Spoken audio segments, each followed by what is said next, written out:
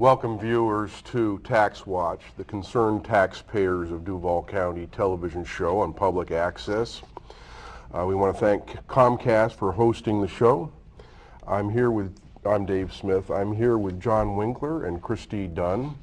And I'd like to start off with a statement to the general viewer. Dear viewers, these are times of general discontent with government. Some people with good intentions talk of overthrowing the government. There are good reasons for this. When we look at the big banks, Wall Street, and the financial markets, we see greedy manipulators who have sold out their fellow Americans for a fistful of dollars. Easy money has motivated them to do unprecedented damage to our nation and her people, and we are feeling the effects in economic difficulties and an uncertain future for us, our children, and future generations. But as we plan to peacefully vote out the bad actors in Washington, we should clean house here at home in North Florida. Here we have a perfect example of what greed and lust for power can do. If you look at the large number of city jobs with high salaries and golden pensions, if you watch the juicy contracts that are awarded routinely, you have to conclude that this government operates on a different, higher economic level than the average citizen. And where does this elite group get all the money? It is earned from the hard-earned tax dollars of American citizens. I should say, appropriated from these citizens. But what would a greedy political machine do without a loyal group of nonprofits and churches dependent on tax dollars to put up a facade of Christian compassion and culture on the machine of greed? So count these as part of the problem. But propaganda is also needed. So the local media in the form of newspaper, TV, and radio promote the mayor in this machine, in return collecting advertising dollars from the various government agencies. So you are paying for the easy life, cushy jobs of an elite group of bureaucrats, an empire of nonprofits, and a disingenuous media with your tax dollars.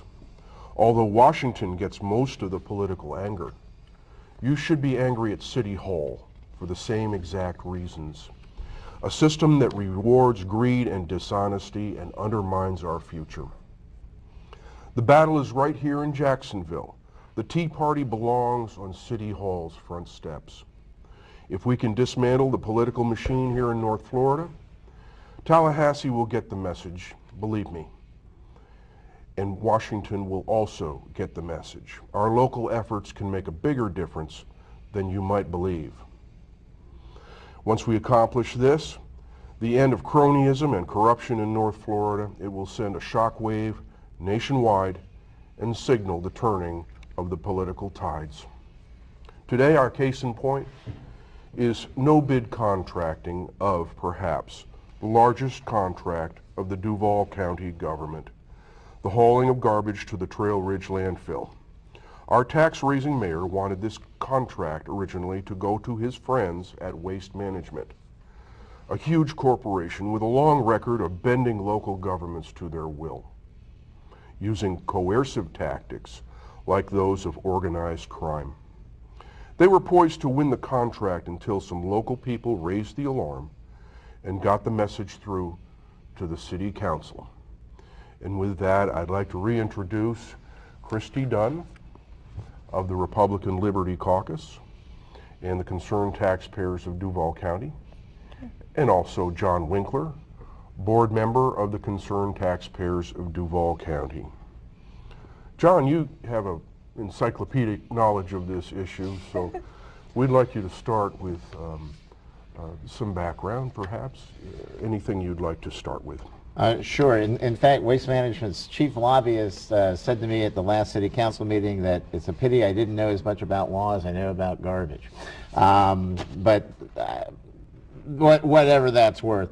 What has recently happened and is set to happen in the next week is that the city council had a meeting on April the 19th which the Times Union has justly criticized as having been rammed in between two other committee meetings. The City Council President, who had initially promised that there would be a time for public comment, took away that opportunity at that meeting, so the public was unable to address its concerns about the landfill then.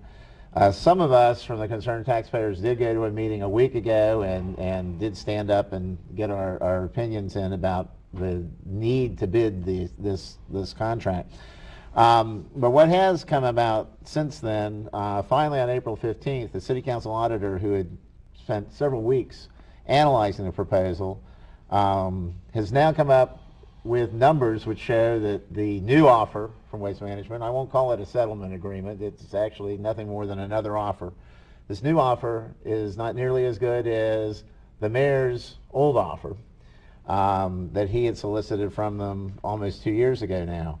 But neither one of these is as profitable to the taxpayers, or I should say as relatively inexpensive to the taxpayers as just running the landfill ourselves.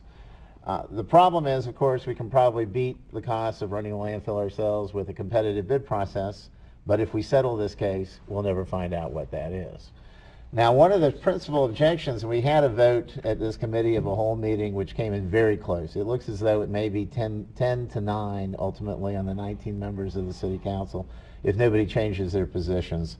One of the problems is, and the chief argument that the proponents of settlement have, is that we can't figure out the total amount of litigation risk. We can't possibly know how much it might cost over the course of the next 26 or 29 years if we lose the case. And that's not true. The City Council auditor has come up with a present value number for what he thinks that risk is. Essentially, the difference between running the landfill ourselves and losing the case is $37 million. Now, a year ago, when we initially rejected the mayor's contract, there was no market for insuring against that risk. I mean, and this is an interesting development that's taking place in the last year. There is a new fledgling industry called dispute funding. There is one publicly held corporation which is actually engaged in dispute funding. It may be possible for us to actually insure against losing this case with Waste Management. And by paying a premium for this insurance, we can then proceed with what Cindy Lacaderia says is an 85 to 90% chance of success in the lawsuit. So obviously the premium to offset this potential $37 million loss isn't going to be more than $5 or $6 million. And then we can conceivably benefit from the $50, $60, $70 million upside that we would get if we win the lawsuit.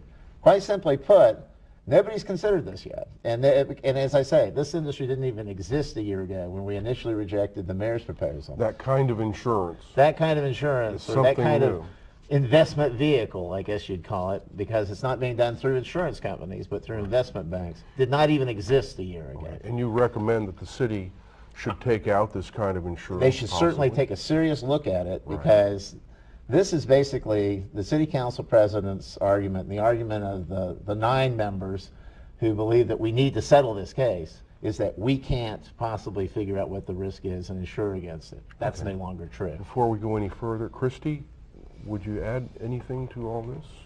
I think that sometimes it gets a little bit lost in all the different details, that the very simple process of bidding out the contract, which seems like it would be a very simple answer to the problem. I think that the general public, like with all of the lawsuits and the numbers and stuff like that, it tends to get lost that that's really the only thing that started this, was just asking for them to bid it out and do it in a fair process, which I was reading, it says that Florida law definitely leans toward that's how contracts of this nature should be handled. So I guess I get confused why that's been such a big deal, why we're fighting them on something that seems so relatively simple.